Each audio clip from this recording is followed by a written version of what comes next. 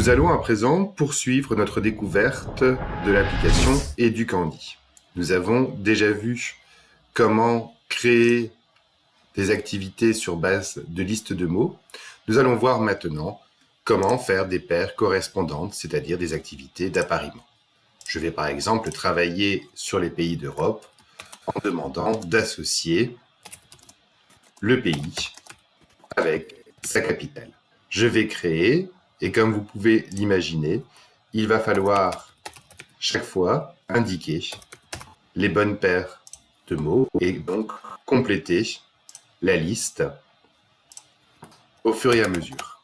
Il est nécessaire, pour pouvoir obtenir toutes les possibilités, de pouvoir mettre suffisamment de paires. Voilà, vous voyez qu'elles se chargent et qu'elles viennent se mettre ici. Lorsque je descends, 5 possibilités sont à ma disposition. Le choix multiple, un jeu d'oxo, un mot croisé, un jeu de match-up et un jeu de memory. On va commencer avec le memory qui est le plus simple. Voilà, cela charge. Et comme dans ce genre de jeu, là j'ai de la chance, il faut pouvoir retrouver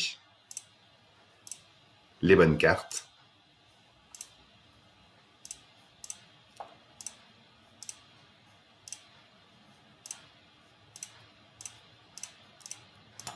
Afin de pouvoir faire matcher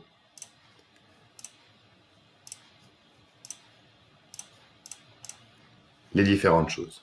Je peux revenir donc sur les pays d'Europe, retrouver d'autres possibilités, comme par exemple ici, le mot croisé.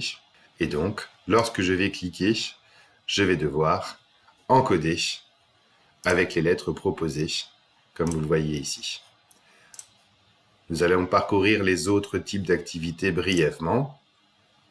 Vous allez voir que pour certaines, comme celle-ci, il y a 9 mots minimum qui sont demandés. Je ne peux donc pas y jouer puisque je n'ai pas mis suffisamment de paires. Le choix multiple va fonctionner de manière assez simple, avec chaque fois une question et 4 propositions. Si je me trompe, vous voyez que le temps s'accélère. Si je réponds correctement, voilà, je peux passer à la question suivante. Comme nous l'avons déjà vu, je dispose d'un lien pour partager directement. Je peux donner également le code pour travailler sur une application ou intégrer mon activité sur un blog, un site internet. Le troisième type d'activité est très simple, c'est les questions à choix multiples. Vous nommez votre activité, on va reprendre les pays d'Europe par exemple, vous complétez la question, la bonne réponse et vous donnez 3 fausses réponses. Vous ajoutez la question. Il vous faudra créer plusieurs questions avant de générer un questionnaire à choix multiples. C'est un outil très simple d'utilisation, très pratique et très fonctionnel pour créer de petits exercices.